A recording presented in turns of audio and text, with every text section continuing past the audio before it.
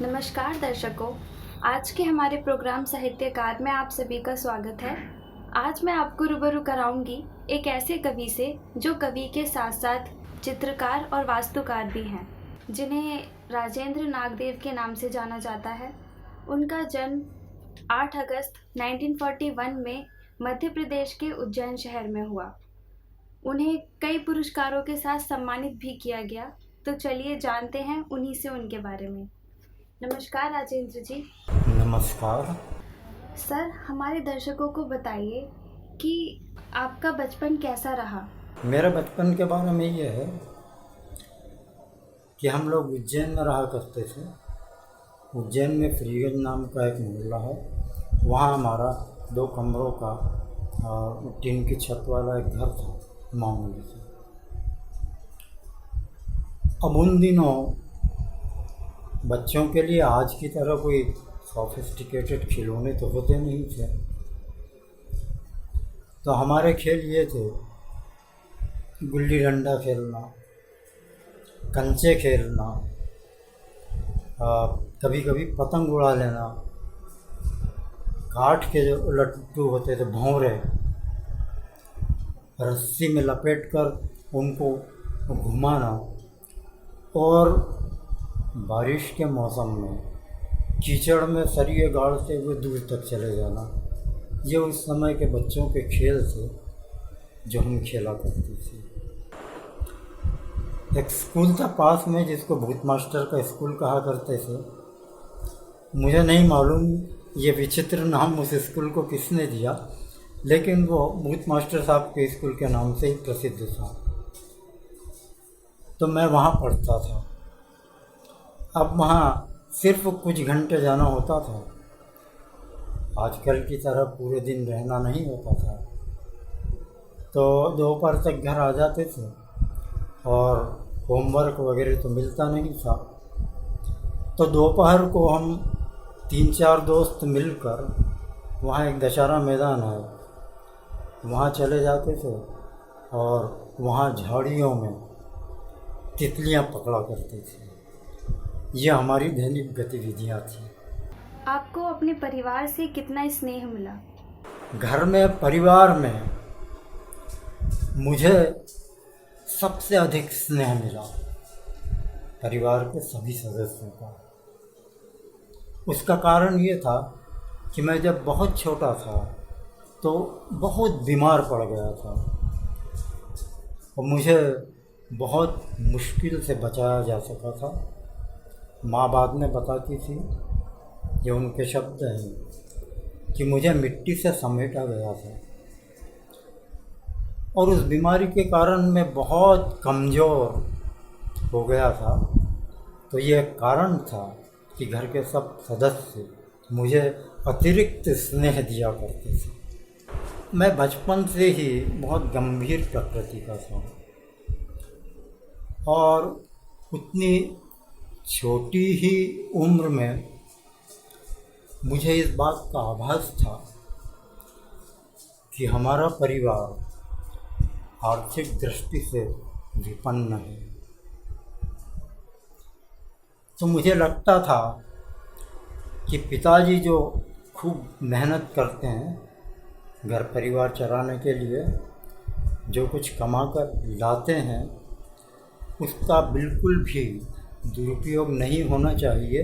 तो मुझे उनसे किसी भी चीज़ के लिए जिद नहीं करनी चाहिए, कोई चीज़ मांगनी नहीं चाहिए। तो मैंने कभी न खिलौनों के लिए जिद की, न अच्छे कपड़ों के लिए, न जूतों के लिए, न मिठाई के लिए, न टॉफ़ियों के लिए। अब जब मैं उस पर सोचता हूँ तो मुझे खुद आश्चर्य होता है कि उतनी कम उम्र में मेरे अंदर ये जिम्मेदारी कैसे आ गई। इसका कारण शायद ये था कि मैं अत्यंत संवेदनशील था, इसलिए मैं उन विषयों के बारे में सोच सकता था जिनके बारे में मेरी उम्र के दूसरे बच्चे नहीं सोच सकते थे। सर आपने कविताओं के साथ साथ पेंटिंग भी की, तो सर आपने साहित्य लिखना कब से शुरू किया और कैसे शुरू किया? स्वाति जी, साहित्य लिखना मैंने बहुत ही कम उम्र में शुरू कर दिया था। मेरी पहली कविता मैंने चौथी कक्षा में पढ़ते हुए लिखी थी। उस कविता का शीर्षक था वसंत। और फिर वो और दूसरी कविताएं, वहाँ स्कूल में वार्षिकोत्सव होता था तो कभी कभी कवि सम्मेलन भी हो जाया करते थे और उसमें हमको भी अवसर मिल जाता था अपनी कविताएं सुनाने का। तो कविताएं वहाँ सुना देते थे और खुशी होती थी कविता सुनाने में उस वक्त। और 7वीं कक्षा में आते तक मेरी रचनाएं अखबारों में और पत्रिकाओं में छपने लगी थी। मेरी पहली कविता धार से प्रकाशित होने वाली उषा नामक एक पत्रिका में छपी थी। और फिर उस वक्त जब आपकी शुरुआती रचनाएं छपती है तो जो आह्लाद होता है वो अवर्णनीय होता है। बहुत खुशी होती थी, प्रेरणा मिलती थी और फिर आगे लिखने के लिए रास्ता खुलता जाता था। तो इस तरह मेरी साहित्य यात्रा आरंभ हुई। सर आपने कई सारी पेंटिंगें बनाई हैं, तो सर आपने पेंटिंग बनाना कब शुरू किया और कैसे शुरू किया? मैंने पेंटिंग बनाना जब मैं पहली कक्षा में पढ़ता था तब से ही शुरू कर दिया था। मुझसे बड़े भाई मेरे सच्चिदा, वो बहुत कम उम्र में ही उज्जैन में प्रतिभाशाली बाल कलाकार के रूप में जाना जाने लगा था उनको। वो एक पेंटर के यहाँ शागिर्दी करते थे तो उनकी देखा देखी हमने भी पेंटिंग करना शुरू कर दिया। हम घर पर काम किया करते थे। अब उस समय रंग ब्रश नहीं थे हमारे पास, तो ब्लैक एंड वाइट चित्रों की कॉपी हम काजल से किया करते थे। अब वो काजल ऐसा होता था कि रात को 7-8 दिए जलाकर रख दिए जाते थे, उनके ऊपर परात ढक दी जाती थी और पूरी रात में फिर उन दियों की लौ से जो काला पाउडर निकलता था उसकी बड़ी बड़ी पिंडियाँ वहाँ जम जाती थी। उन पिंडियों को निकाल कर फिर उस काजल से चित्र बनाया करते थे। यह अधिकतर उस समय के चित्रकार किया करते थे और उससे बहुत ही अच्छा प्रभाव आता था, जैसे हम किसी फोटोग्राफ की बिल्कुल असली कॉपी वो हो, उस तरह के चित्र हम प्रोड्यूस कर सकते थे। और उस समय हम चित्र बनाते थे नेताओं के और एक्टर एक्ट्रेसों के। तो इस तरह घर में शुरुआत हुई थी चित्र बनाने की। और फिर यूँ हुआ कि सन 1953 में प्रसिद्ध पुरातत्ववेत्ता डॉक्टर विष्णु श्रीधर वाकणकर ने उज्जैन में एक आर्ट स्कूल खोला। बहुत कम लोग जानते हैं कि वो पुरातत्वविद होने के साथ साथ एक बहुत श्रेष्ठ चित्रकार भी थे। तो मैं उनके स्कूल ऑफ आर्ट में जाने लग गया। वहाँ फिर कला के क्षेत्र में मुझे सही दिशा मिली। तो जब तक नियमित रूप से वहाँ जाता रहा, मैं वहाँ काम करता रहा। और जब फिर वो स्कूल मुझे छोड़ना पड़ा 1961 में, तो उसके बाद मैंने पेंटिंग्स अपने आप मैं बनाता रहा। सर आपकी कई पुस्तकें प्रकाशित हुई हैं, तो सर आप अपनी पुस्तकों के बारे में कुछ बताइए हमारे दर्शकों को। स्वाति जी, आपको ये जानकर शायद थोड़ा अजीब लगे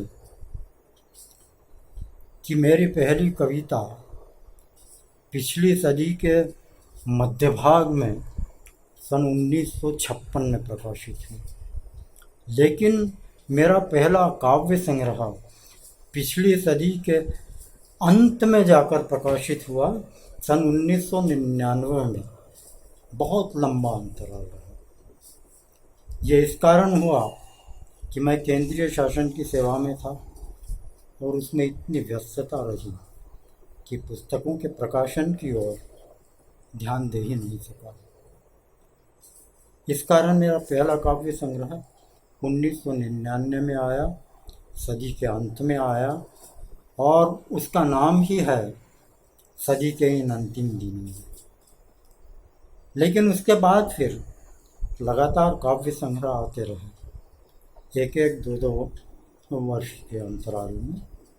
और कुछ मेरी पुस्तकें ये है: